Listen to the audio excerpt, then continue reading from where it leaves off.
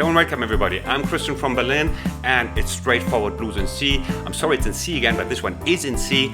I worked along the version of Muddy Waters. There are many out there, so I adopted his phrasing for the melody bit and also what his piano player is doing. Of course, I improved a little bit on both. What do they know about real blues?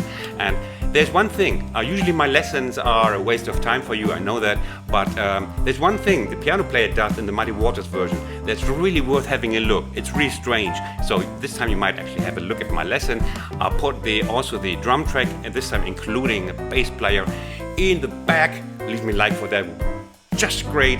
And now please enjoy learning this.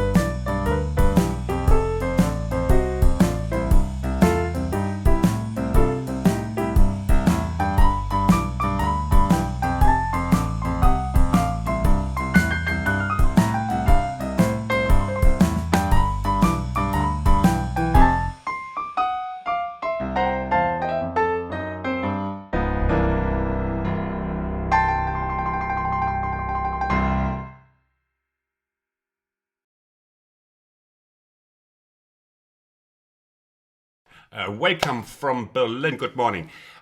We have a look at this very straightforward 12-bar blues in C. Everything here is very straightforward. So you just learn slowly and speed up and you got the gig. Yet a couple of difficulties I want to discuss with you before you go to the slow replay to learn at your own tempo. And let's have a look at the intro first. We have the at tempo. These triplets are hard to tie from G7 to F7. So you don't want to do G7 like this and then with the same fingers move to F. You won't manage, I can tell you. You might, but I find it much more convenient to play and then go to 1, 2, 4 here. This is easier to tie, and at tempo that's easier, okay? And then bop. Also, you might want to play it a little bit musically and, you know, put a little accent on the downbeats. Not like like a German machine gun. I'm sorry, that's bad imagery. So, like you want to play it like this. At least a little bit. What do we have here? We have the A flat 7 played with a 7-9-3, a 7-9-5 voicing, A7, and then go to the.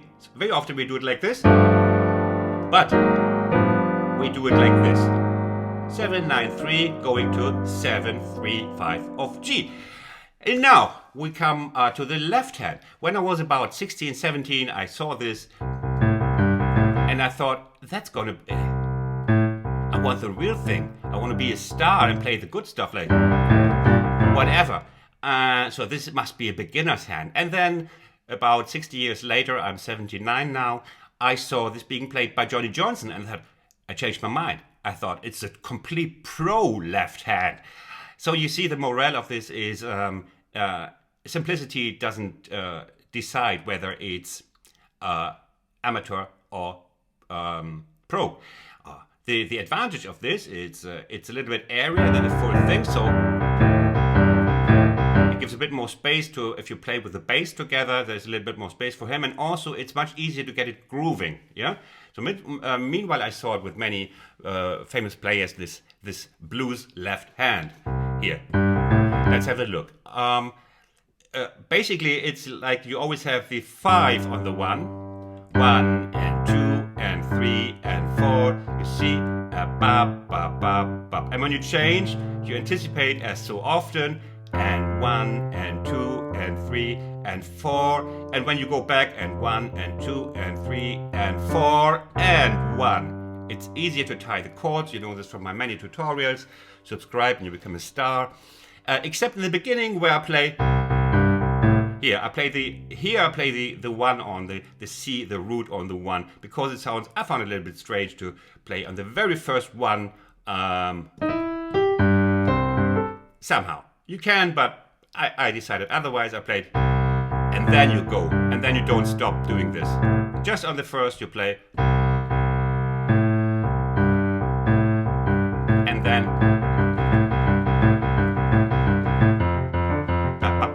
you practice it slow, of course, bloody slow. Now, the decisive bit in the right hand you might get wrong is the syncopation, and it starts right at the beginning. And we do a little exercise to get you on track for the rhythmic idiosyncrasies. Wow, Christian, that's a beautiful word for a German idiot. Like, let's start with where the singer is setting in. The singer is you in this case. 1 and 2 and 3 and 4 to and. Yeah, so we have the 1 and 4 to and, no, not 1, 3 and 4 to. And you know, this is the second triplet. And this is coming back so much, so often. You better follow me here. 3 and 4 to and. Now 1 and 2 to and 3 to and.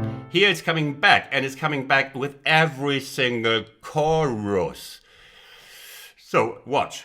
1 and 2 to and 3 and 4. You see, it's right in the middle between those two dotted left hand eighth. 1 and 2 to and 3 and 1. Ba ba ba ba ba da. Ba ba ba ba da. Do this a couple of times, then you're prepared, and you have half the rent of this song. Then in the second bar is.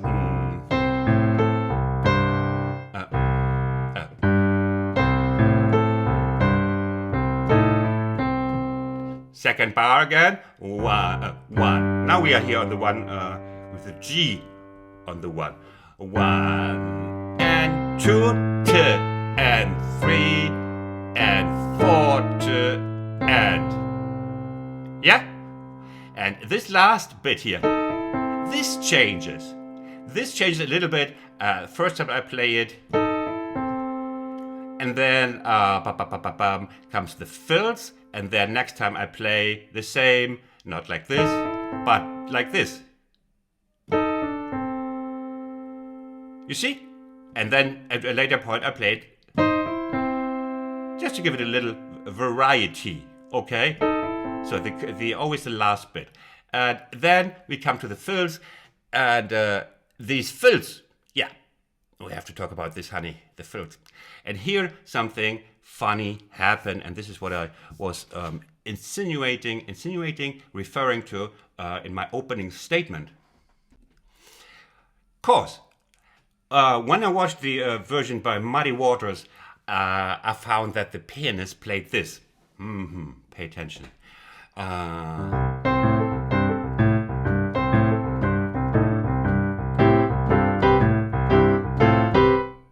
I'm not kidding. And I thought, well, do you spot the mistake?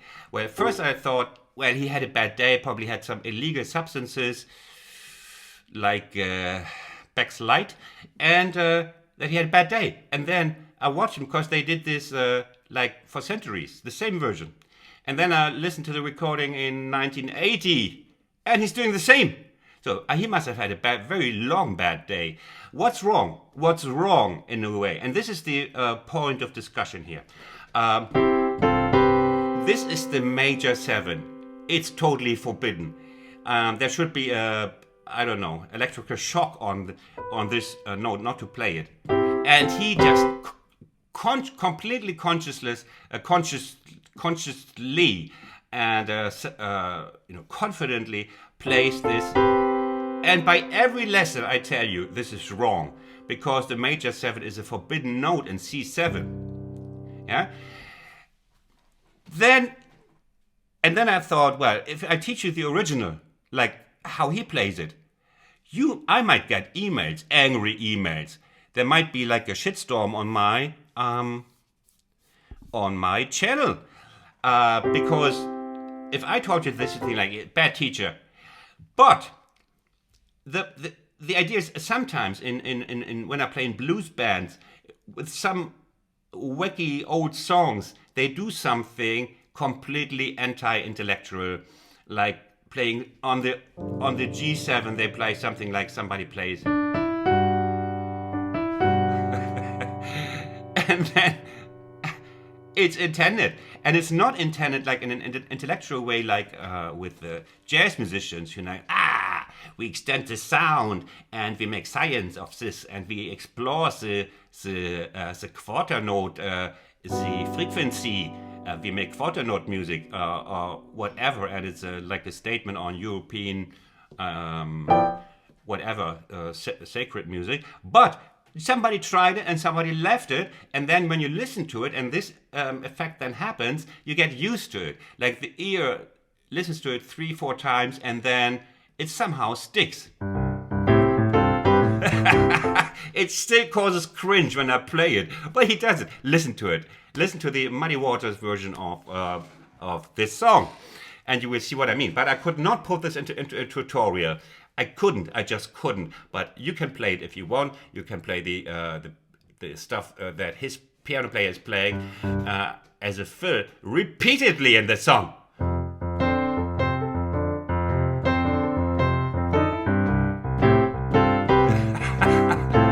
You see what happens after the third time? The ear kind of accepts it, and it becomes okay when you listen to it repeatedly. That's the effect. Still don't know how this happened.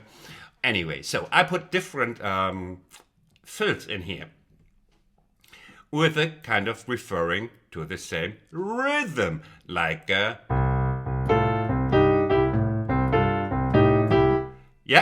different notes. Kind of having the same syncopation in the end. So 1 and 2 and 3 and 4 and 1 and 2 and 3.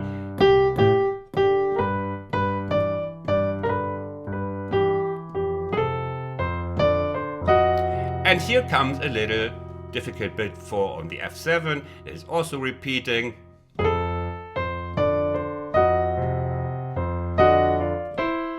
Here. And now, I just use the D, and this becomes tricky when you speed it up. Yeah, so I suggest the finger setting.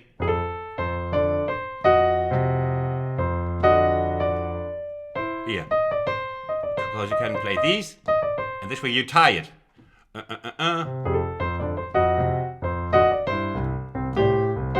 Hurrah. And then you have the same turnaround,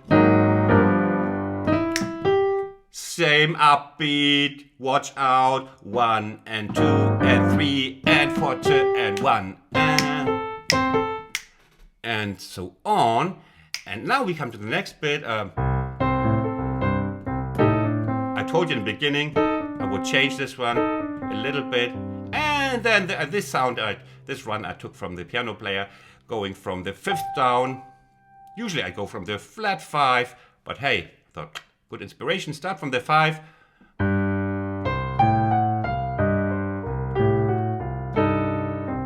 Nice little run, huh? It's just blues scale. Finger setting, blues scale, 2nd, 4th. I'm lost.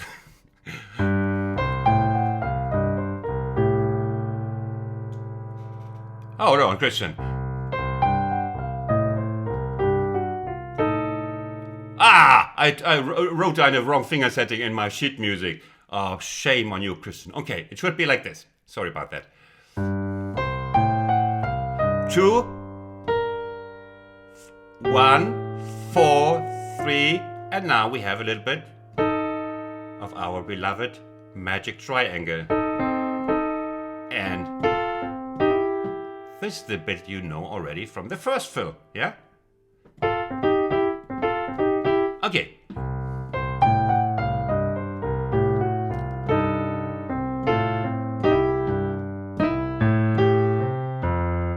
Same again. And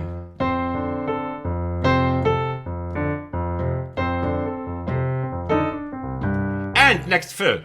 The fills will be your toughest bit, I guess, especially this one. 1 and here. 1. The whole thing sounds like this.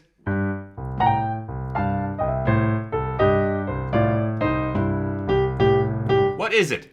We start on the 7 and we go down the drain. We go down the royal thirds, as I call them in my lessons.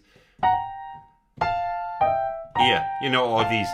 Important is that you change finger setting here from here to 3, 5 here. Of course, we want to be ready for the second one because we have to go further down. So somewhere there has to be the under or over setting. Again.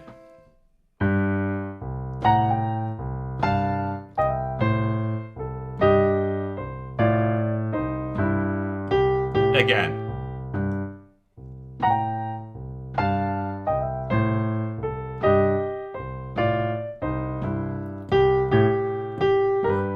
And now, yes, I took that from Muddy Waters. Here it's. I told you about the second triplet. Here we go again. And back to. And again, a little variation before we had this.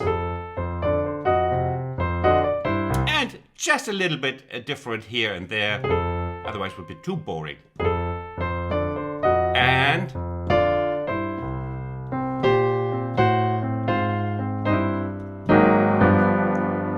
then we have the break.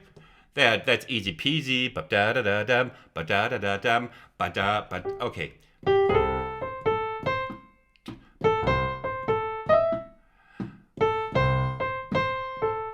And now, listen here. Our beloved but impressive 2/5 business, starting here.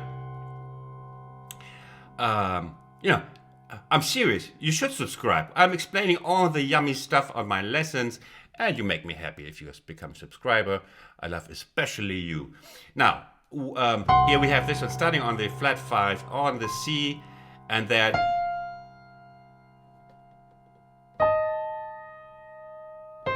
going down, and here we do the same. And I'm so glad sometimes, you know, if I teach you this stuff and not knowing what I do, and then I listen to a recording by Muddy Waters, and I see that the pianist of Muddy Waters it's doing exactly what I always teach you. He's playing all the time. always doing what I teach. He might have watched my tutorials, where he would have to go forward in time and then come back to his 1968 gig. He might have. Okay. You see? Bit of scale, and here. And finishing a scale. we do the run-up during in the same time. Yes, okay, does not matter. Got it?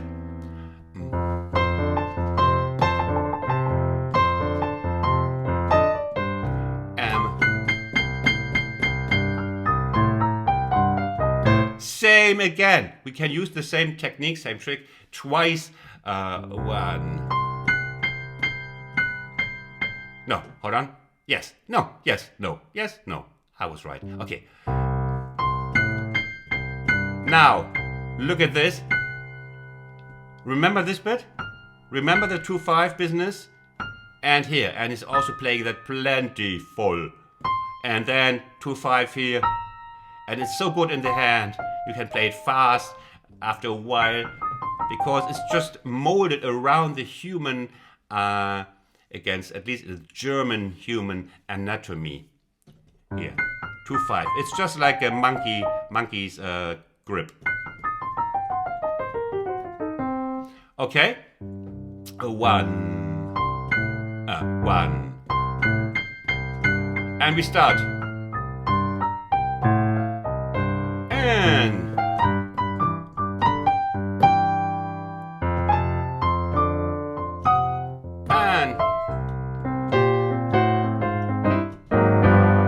And then we just repeat the end.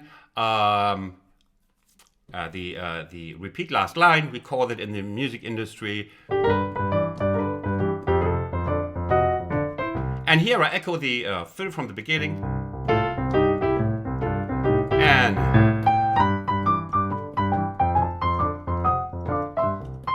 And here we have the last fill that might cause you a splitting headache. Yeah, I put this in on purpose because until now you thought, well, this is easy. And I didn't want to make it too easy for you. After all, I'm a sadistic teacher.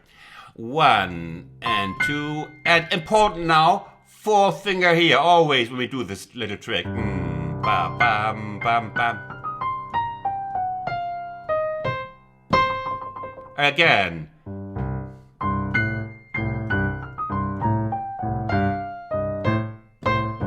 And now using the correct hand.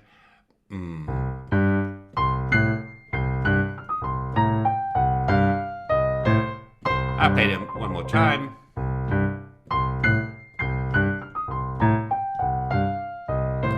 Pay attention to my finger setting, always on the 4th finger on the G flat.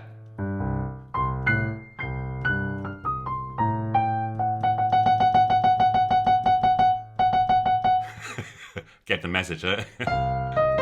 And one more time.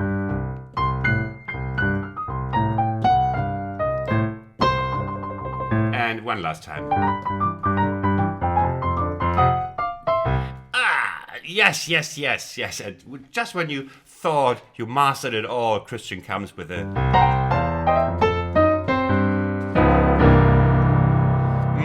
Okay, let's have a look. It's like, again, second triplet. And we have our royal thirds here again. These royal thirds. And... bop, bop, bop, bop, bop, bop, bop, again.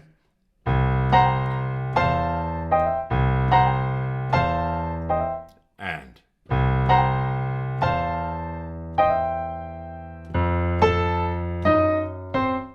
you see, the rhythm, the rhythmic, the counting is the same for both parts of the bar. We just once have these bop, bop, bop. Now, in octaves, starting from the 6th, wonderful sound from the 6th to the minor third. Bop, bop, bop. Again.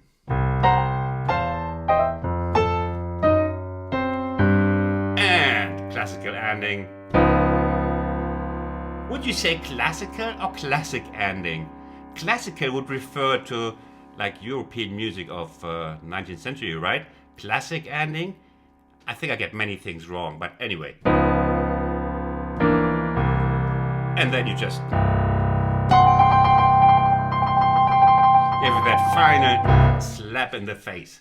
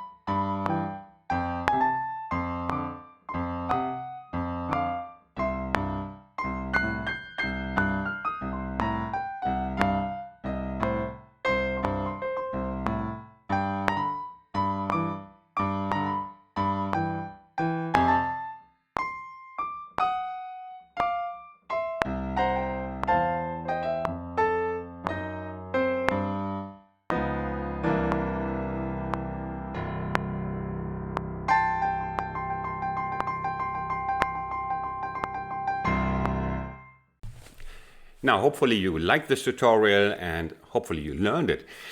If you did, please take your thumb and go to Kansas City with it. No! Press the like button under my video. That would help my channel greatly. And I say thanks for coming by. Bye from Berlin. Tschüss, take care, and stay safe.